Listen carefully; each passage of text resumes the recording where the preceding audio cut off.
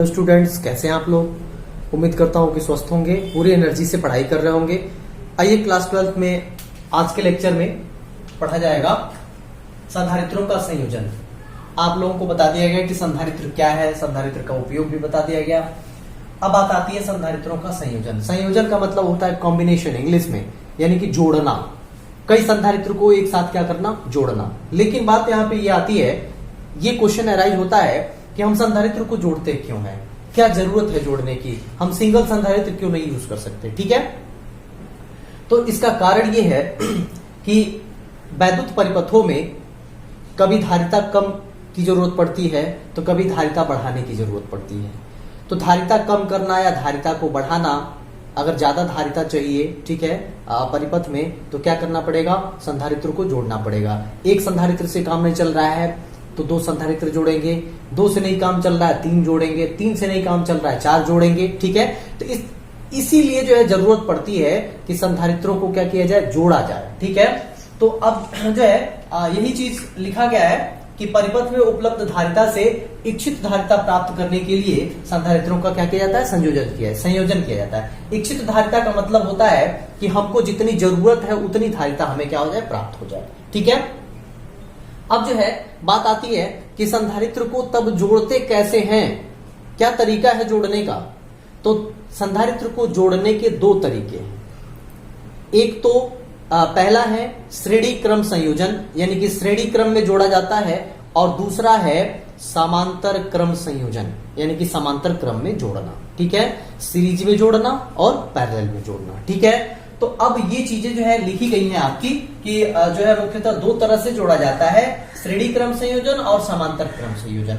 अब एक एक करके डिस्कस किया जाएगा कि कैसे जो है श्रेणी क्रम में हम संधारित्र को जोड़ते हैं और कैसे समांतर क्रम में हम संधारित्र को जोड़ते हैं। ठीक है, बिल्कुल वीडियो को अंत तक देखेंगे तो 100% सारी बातें मेरी समझ में आ जाएंगी। ठीक है, अब आइए स्टार्ट करते हैं। पहला श्रेणी क्रम संयोजन, इंग्लिश में बोलेंगे इन सीरीज।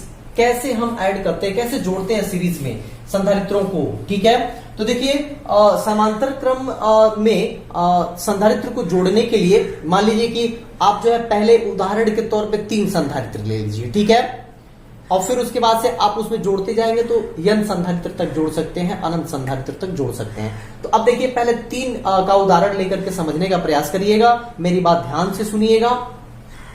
संधारित्र ले लिया, 3 संधारित्र ले लिया। पहले संधारित्र की दूसरी प्लेट से दूसरे संधारित्र की पहली प्लेट को जोड़ दीजिए, और फिर दूसरी प्लेट के दूसरे संधारित्र के दूसरे प्लेट को तीसरे संधारित्र के पहले प्लेट से जोड़ दीजिए। तो ये जो संयोजन मिलेगा यह किसमें होगा, श्रेणी क्रम में होगा। फिर से मेरी बात सुन लीजिएगा। 3 संधारित्र लिया आपने, पहला संधारित्र, दूसरा, तीसरा। आपने नोटेशन बना दिया कि ये पहला संधारित्र है, ये दूसरा है और ये तीसरा है।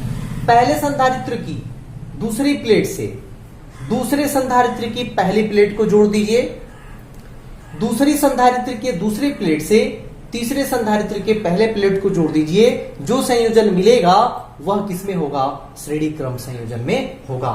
आइए उदाहरण से समझते हैं, जैसे फिगर बना करके समझते हैं। यही चीज ये लिखा गया है। ठीक है, अब जो है इसमें 3 आपको संधारित्र लेना है। तो यानी कि अब देखिए, चलिए आपने जो है ये 3 संधारित्र ले लिया, 1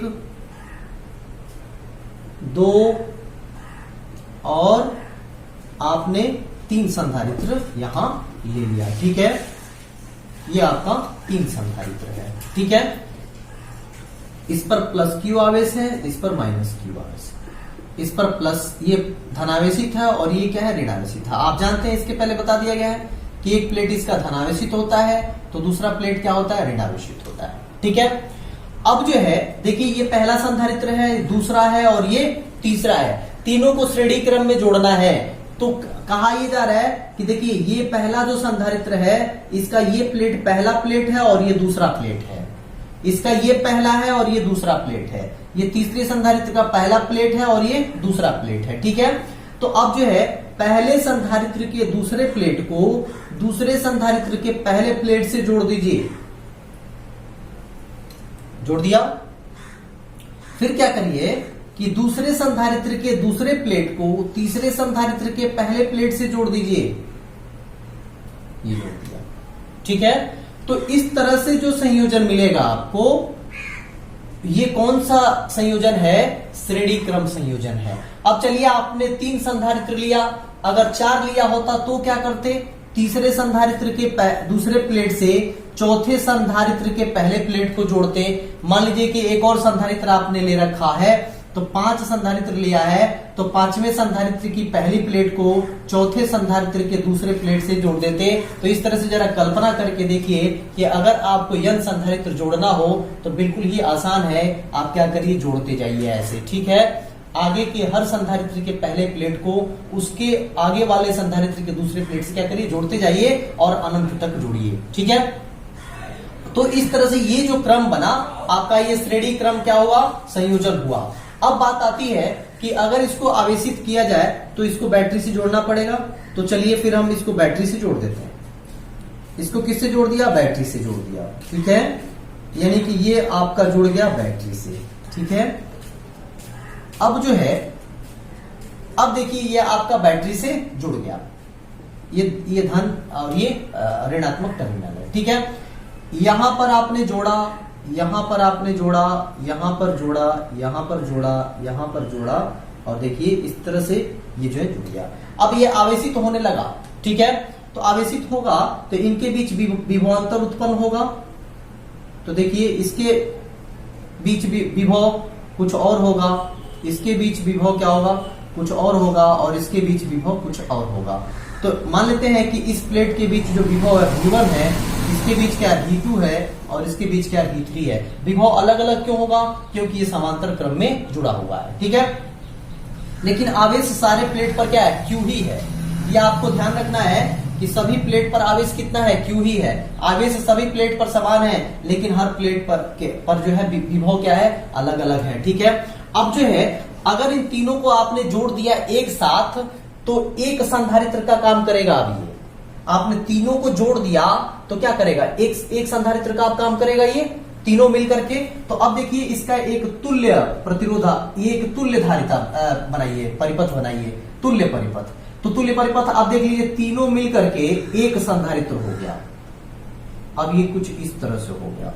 आप देखिए ये आपकी बैटरी यहां लगी हुई है। ठीक है, और अब ये कितना हो गया? बस एक हो गया। ये धनात्मक टर्मिनल है, ये ऋणात्मक टर्मिनल है। इस पर आवेश कितना है? Q प्लस के साथ है, और इस पर क्या है? माइनस के साथ है। अब इसके बीच में जो विभव है उसको मान लेते हैं कितना है? V है। यानी कि ये सब जो है ये मिल गया। ठीक है, और मिल करके एक तुल्य जो है धारिता बन गई।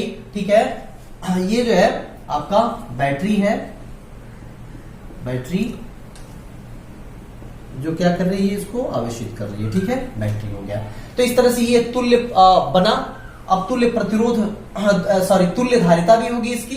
तो अब मान लीजिए कि धारिता सबकी क्या है? अलग अलग है। ठीक है, इसकी धारिता क्या है? C1, इसकी धारिता क्या है? C2, इसकी धारिता क्या है? C3 है। मान लिया इसकी धारिता तब कितनी हो जाएगी?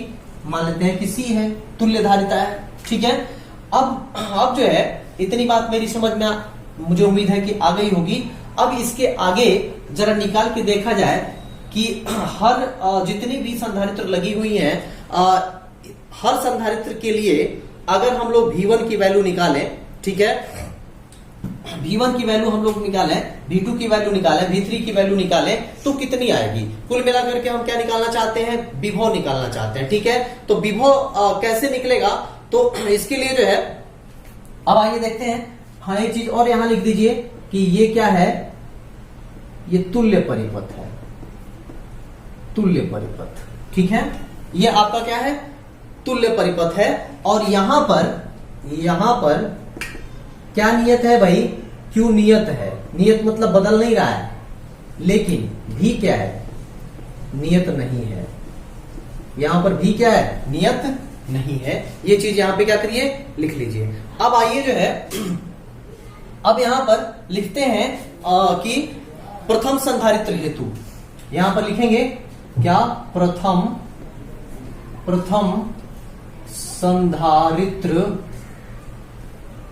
संधारित्र हेतु। प्रथम संधारित्र हेतु क्या है भाई, V1 है। आप देख सकते हैं प्रथम संधारित्र हेतु क्या है, V1 है। V1 बराबर होगा क्या, V1 बराबर होगा Q/C1। क्यों होगा ऐसा, Q/C1 क्यों होगा, आप जानते हैं कि Q इज इक्वल टू होता है CV। ये फार्मूला बता दिया गया है आप लोगों को। तो V बराबर क्या होगा, देयरफॉर V बराबर Q/C। कुछ भी आपको रटने की आवश्यकता नहीं है, ये पहले से नोन है। अब यहां पर चूंकि पहली संधारित्र के लिए भी आपने विभव क्या मान रखा है, V1 मान रखा है, तो V के जगह पे क्या लिख देंगे, V1। और Q सब में क्या है, बराबर है, तो Q लिख दिया। और C के जगह पे क्या लिखेंगे, C1, क्योंकि पहली की धारिता कितनी मानी गई है, C1 मानी गई है। ठीक है, तो अब इसको मान लेते हैं समीकरण नंबर 1। ठीक है, इसी प्रकार द्वितीय संधारित्र हेतु, द्वितीय संधारित्र हेतु क्या होगा भाई, V2। देख लीजिए दूसरे का विभव कितना है, V2। तो V2 इज इक्वल टू क्या हो जाएगा, Q/C2, क्योंकि इसकी धारिता कितनी है, C2 है। इसको मान लीजिए समीकरण नंबर 2। तृतीय संधारित्र के लिए, तृतीय संधारित्र हेतु या के लिए भी लिख सकते हैं आप। तृतीय संधारित्र हेतु क्या हो जाएगा, V3 is equal to Q/C3 होगा। ये हो जाएगा आपका समीकरण नंबर 3। तो अब आपने इसके लिए निकाला, ठीक है। अब ये तीनों जुड़ करके एक हो गया है, तो तुल्य परिपथ से जरा लिख दीजिए। अब किससे, तुल्य परिपथ से। क्यों तुल्य परिपथ से लिखेंगे, तुल्य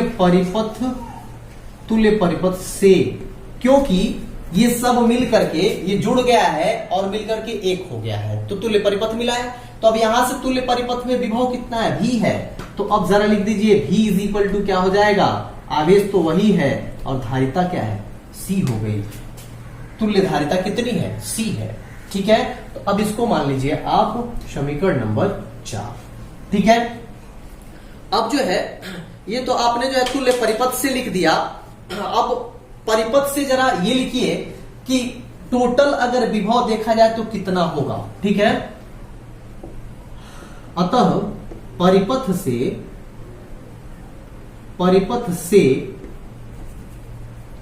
कुल विभव या विभवांतर capital V is equal to कितना हो जाएगा, V1 plus V2 plus V3। Normally क्या करेंगे, जोड़ देंगे तीनों को। ठीक है, तो अब जो है तो कुल विभवांतर हो गया V is equal to V1 plus V2 plus V3 हो गया। ठीक है, अब क्या करिए आप सबका जो है मान रख दीजिए V1 V2 V3 और V का। ठीक है, इसको मान लीजिए समीकरण नंबर 5। अब जो है 1 2 3 4 से मान समीकरण 5 में आप क्या करिए, रख दीजिए। तो लिखेंगे अब समीकरण 1 2 3 4 से मान किसमें रखने पर, मान समीकरण 5 में क्या करने पर, रखने पर। चलिए रख दीजिए, रखने पर V का मान कितना है, Q/C है।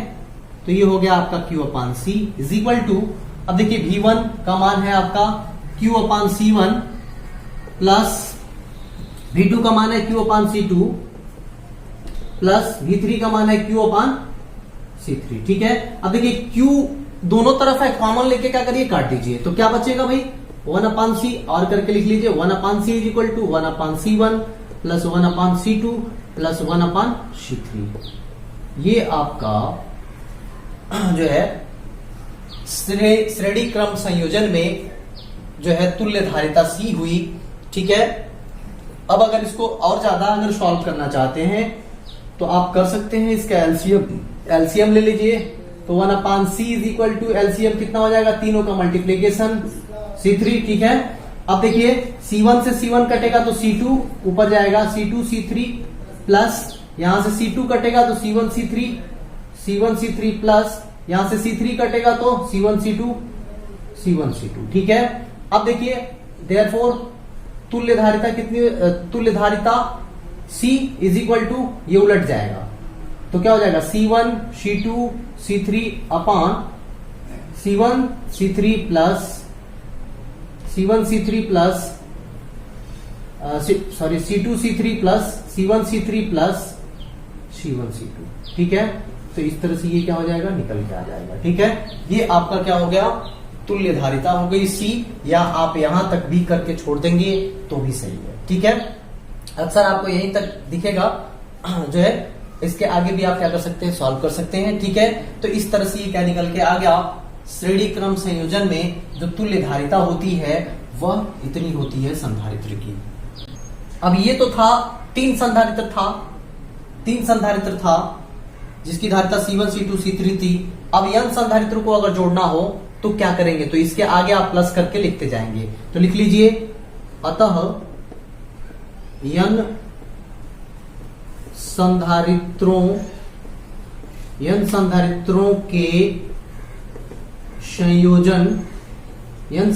के संयोजन के लिए आप कैसे करेंगे भाई, बस बिल्कुल आसान है, ऐसे ही जो है इसी क्रम में आप आगे बढ़ाते जाइए। 1/C1 plus 1/C2 plus 1/C3, ये तो 3 के लिए हो गया। एक और होता C4, एक और होता C5। अगर ऐसे करके n संधारित्र हो तो C/n हो जाएगा। ठीक है, तो ये हो जाएगा आपका Cn। तो यानी कि तुल्य धारिता जो होगी वह क्या होगी, 1/Cn कर सकते हैं, is equal to 1/C1 plus C2 plus C3, ऐसे करके n तक हो जाएगा। तो n संधारित्र को हम ऐसे क्या कर सकते हैं, जोड़ सकते हैं। तो अब यहां से मुझे उम्मीद है कि 100% आप लोगों को हमारी बात समझ में आ गई होगी। ये पूरा जो है श्रेणी क्रम संयोजन समझ में आ गया होगा। अब आइए श्रेणी संयोजन से क्या निष्कर्ष निकलता है उसको देख लें। पहला ये है कि इस संयोजन में जो तुल्य धारिता निकल के आती है का व्युत्क्रम सभी संधारित्रों की धारिताओं के व्युत्क्रम के योग के बराबर होता है।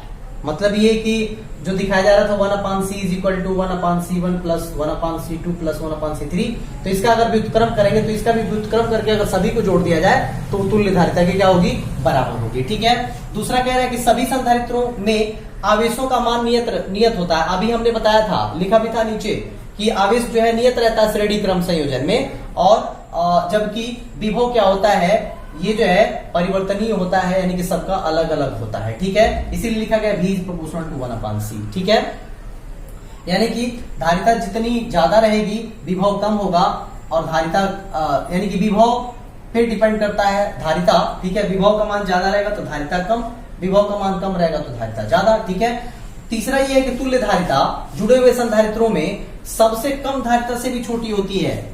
जैसे देखिए, जैसे एग्जांपल से अगर बताएं तो आप लोगों को अच्छे से समझ में आ जाएगा।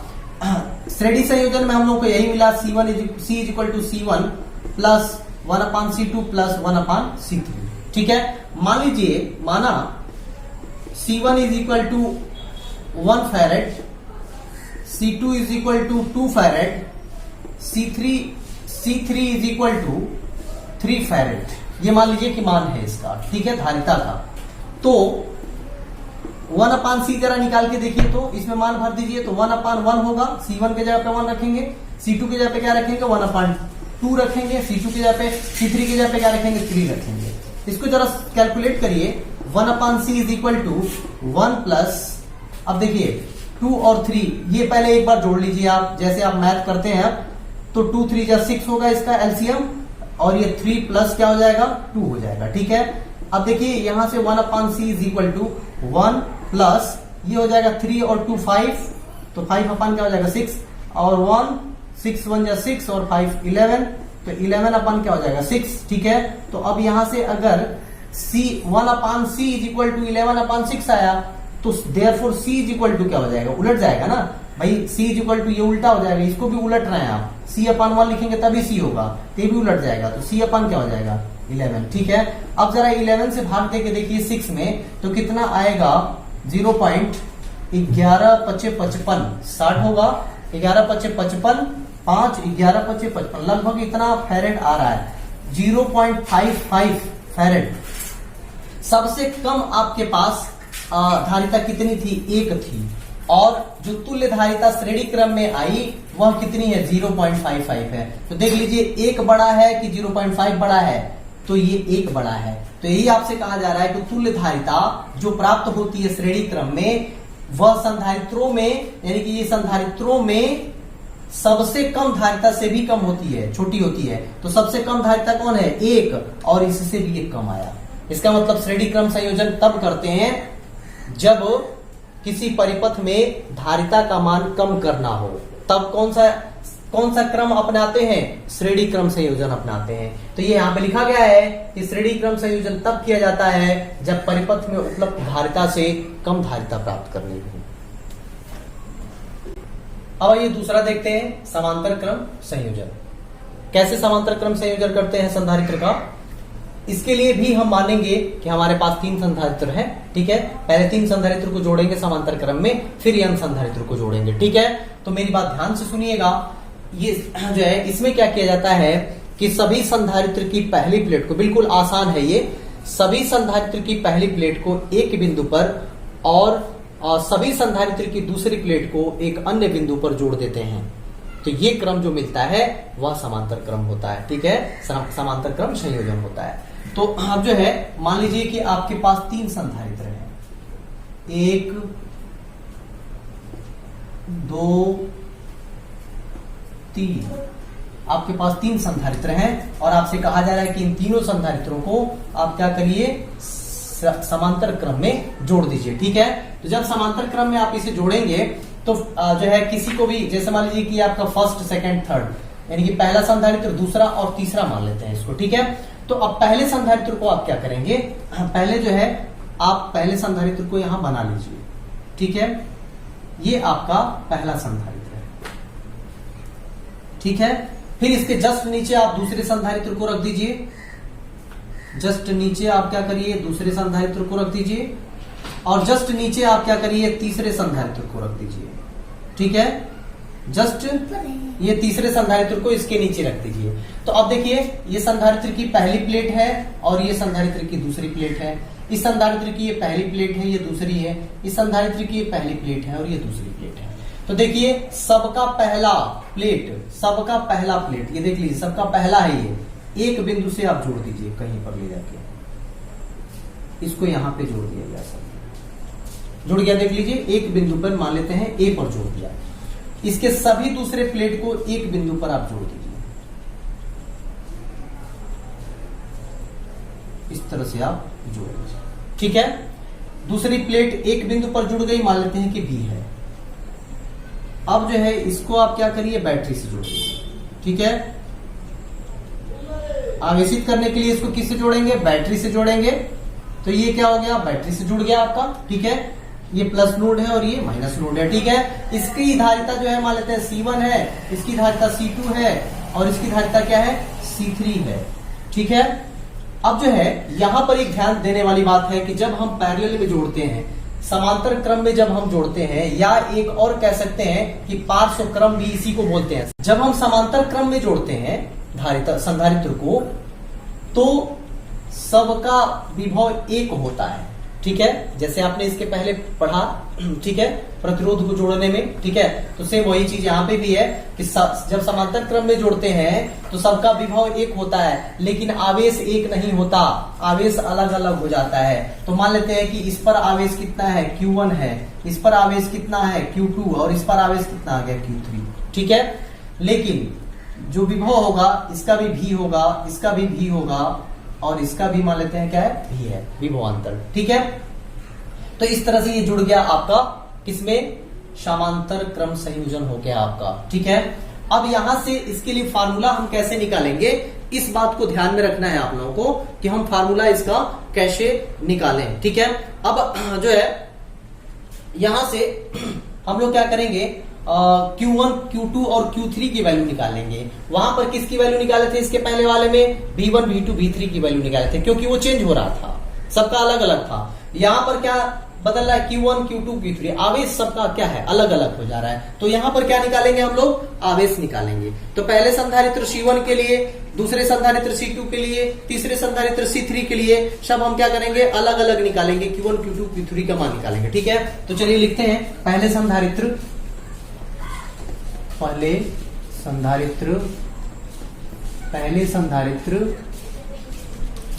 संधारित्र किसके, C1 के लिए, पहले संधारित्र C1 के लिए क्या निकालेंगे, Q1, तो क्या होता है, CV होता है, तो C1 क्या हो जाएगा, V।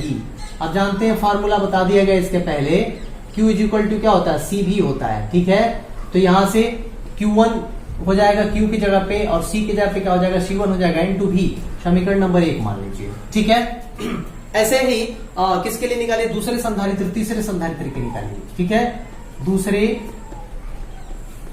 संधारित्र, क्या धारिता कितनी है इसकी, C2 है, के लिए निकालिए, के लिए क्या हो जाएगा, Q2 ना, Q2 is equal to C2V, equation number 2। तीसरे संधारित्र C3 के लिए, तीसरे संधारित्र C3 के लिए क्या निकालेंगे आप, क्या लिखेंगे, Q3 is equal to C3V, कितना हो जाएगा, समीकरण नंबर 3 हो जाएगा। ठीक है, और उसके बाद से ये तो निकल गया Q1 Q2 Q3 का मान। अब जो है कुल मिलाकर के इसका एक तुल्य परिपथ भी बनेगा। आइए अब उसको बना लेते हैं, क्योंकि यहाँ पे अब जरूरत लगी कि तुल्य परिपथ से कितना होगा Q का मान। तो अब ये तीनों जुड़ करके श्रेणी क्रम में, समांतर क्रम में जुड़ के एक हो गया मान लेते हैं। तो अब एक हो गया तो इसको इकट्ठा बना लेते हैं, और ये आपकी बैटरी जुड़ी ही है, जैसे ही है वो बैटरी क्या है, जुड़ी हुई है यहाँ पर। ठीक है, अब इसका जो है आप देख सकते हैं कि मान लेते हैं कि इसकी धारिता कितनी हो गई, C हो गई, और विभव भी इसका क्या है, V ही है। ठीक है, यहां पर आपका जो है जुड़ गया A और B। ठीक है, A और B के बीच में तीनों मिलकर के एक हो गया। ठीक है, जुड़ गया। अब जो है तो यहां पर इस पर आवेश भी कितना हो जाएगा, इस पर जो है आवेश मान लेते हैं कितना हो गया, टोटल Q हो गया। तब अब तुल्य, ये क्या हो गया आपका, तुल्य परिपथ हो गया। कौन सा परिपथ हो गया, तुल्य परिपथ। ठीक है, तुल्य परिपथ हो गया आपका। ठीक है, तो यहां पर क्या नियत आपको दिख रहा है, यहां जरा लिखिए। तो ये आपकी हो गई बैटरी। ठीक है, ये भी आपकी हो गई क्या, बैटरी। ठीक है, अब यहां पे क्या नियत है जरा लिखिए। तो भी क्या है, यहां पर नियत है, वहां पर Q नियत था, और यहां पर Q क्या है, नियत नहीं है, नियत नहीं है। ठीक है, ये चीज यहां से निकल के आ रहा है फिगर से। अब उसके बाद से आप देख सकते हैं कि एक तुल्य परिपथ बन गया। तो अब इसके लिए लिखेंगे क्या, Q का मान। तो लिखिए तुल्य परिपथ, तुल्य परिपथ के लिए, तुल्य परिपथ के लिए लिखिए जरा, Q इज इक्वल टू क्या हो जाएगा, C इंटू V, समीकरण नंबर 4। ठीक है, इस तरह से आप देख सकते हैं कि ये निकल के आ गया तुल्य परिपथ के लिए। अब जैसे उसमें आपने भी निकाला था ना विभव, टोटल जोड़ करके V is equal to V1 plus V2 plus V3, तो यहां पर भी किसको जोड़ेंगे आप, Q1 plus Q2 plus Q3 को जोड़ेंगे। ठीक है, तो अब परिपथ में अगर हम देखें कि कुल आवेश कितना होगा तो कैसे लिखेंगे, परिपथ से। अब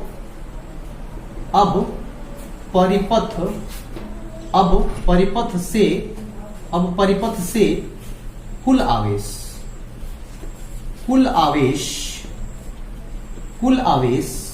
Q इज इक्वल टू क्या हो जाएगा, Q1 plus Q2 plus Q3 हो जाएगा। ठीक है, समीकरण नंबर 5 मान लीजिए। अब लिखिए Q1 Q2 Q3 का मान आप लाके इसमें रख दीजिए, और Q का भी मान क्या करिए, रख दीजिए। ठीक है, क्यों रखेंगे, क्योंकि हम लोग को निकालना है इसकी धारिता, तुल्य धारिता कितनी होगी। ठीक है, तो अब जो है समीकरण लिखिए, समीकरण 1 2 3 4 से मान कहां रख दीजिए, समीकरण 5 में रखने पर। तो समीकरण 5 में जरा रख के तो देखिए, तो Q की जगह पे आप क्या रखेंगे, Q की जगह पे CV, तो रख दिया CV is equal to Q Q1 के जगह पे क्या रखेंगे, C1 भी प्लस C2 भी Q2 की जगह पे प्लस C3 भी। अब देखिए यहां से CV इज इक्वल टू भी को कॉमन ले लीजिए तो क्या बचेगा, C1 plus C2 plus C3 बचेगा। ठीक है, अब देखिए दोनों तरफ भी है कट जाएगा तो C इज इक्वल टू क्या आ जाएगा, C1 plus C2 plus C3। तो ये जो है समांतर क्रम संयोजन में तुल्य धारिता आ गई। ये कौन सी धारिता है, तो इसको बोलेंगे तुल्य धारिता, तुल्य धारिता। ठीक है, ये आपकी कौन सी धारिता है, तुल्य धारिता है। तो इसका मतलब कि समांतर क्रम संयोजन में क्या करेंगे, सभी धारिताओं को हम ऐसे ही मैथमेटिकली क्या कर सकते हैं, जोड़ सकते हैं, सिंपल जोड़ सकते हैं, तो तुल्य धारिता निकल के आ जाता है। अब चलिए ये तो 3 संधारित्र के लिए हुआ ना, अगर 4 होता तो इसके नीचे रखते, ऐसे जोड़ देते इसी को इसी रूल से। अगर 5 होता तो इसके नीचे लगाते और पहली प्लेट को यहां जोड़ते और दूसरी प्लेट को यहां जोड़ते। ऐसे करके अगर आपके पास यन होते तो आप नीचे रखते जाते यन को और सबके पहले प्लेट को जो है एक बिंदु पर और दूसरे प्लेट को दूसरे बिंदु पर जोड़ते। ठीक है, तो इस तरह से ये समांतर क्रम संयोजन में इसका जोड़ निकल के आ जाता है। ठीक है, तो अब यहां से अगर निकल के आता है, मान लिया जाए, अतः हमारे पास यन संधारित्र अगर हो जाए तब तो लिखेंगे यन संधारित्रों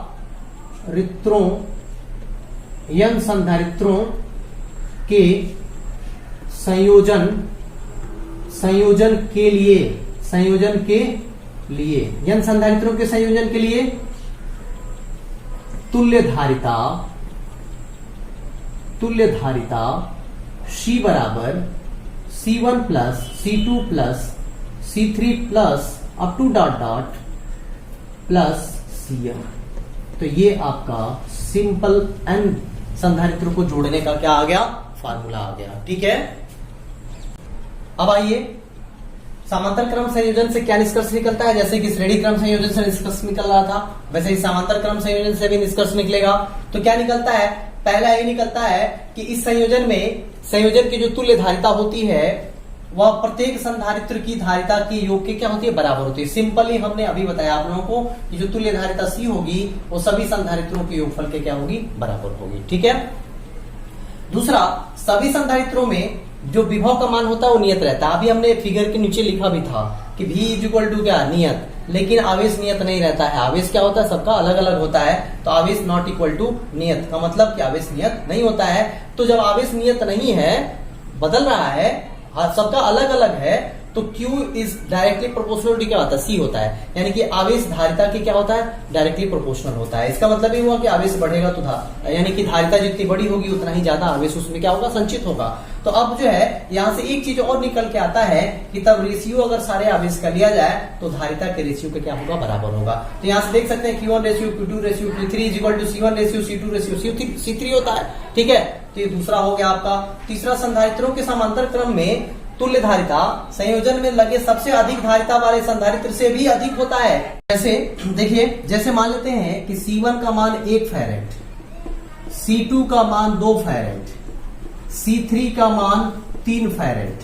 तो C का मान जरा निकाल के देखिए, तो C बराबर क्या होता है, formula C1 plus C2 plus C3। तो C1 plus C2 plus C3 का मतलब 1 प्लस 2 प्लस क्या, 3। तो 1 2 3 और 3 क्या आ जाता है, 6 फैरेड, यानी कि C बराबर कितना हो जाएगा, 6 फैरेड। ठीक है, तो अब देखिए जरा कि ये जो तुल्य धारिता जो आई वो सबसे ज्यादा आ रही है, यानी कि जो धारिता अलग अलग थी उसमें सबसे जो बड़ी धारिता है, देखिए सबसे बड़ी धारिता कितनी है, 3 फैरेड की, लेकिन तुल्य धारिता कितनी आ रही है, 6 फैरेड की। तो सबसे बड़ी धारिता से भी बड़ा तुल्य धारिता आती है। ठीक है, तो अब इसका मतलब कहने का सेंस ये है कि अगर परिपथ में हमको ज्यादा धारिता की जरूरत है तो हम क्या करेंगे, जो है इस तरह से जो है, मुझे उम्मीद है कि आज का वीडियो 100% आप लोगों को समझ में आया होगा। अगर कोई दिक्कत हो तो हमें कमेंट बॉक्स में जरूर लिखिए और चैनल को ज्यादा से ज्यादा सब्सक्राइब करिए, ज्यादा से ज्यादा शेयर करिए ताकि सबको लाभ मिल सके। आज के लिए बस इतना ही, ढेर सारी शुभकामनाएं, धन्यवाद।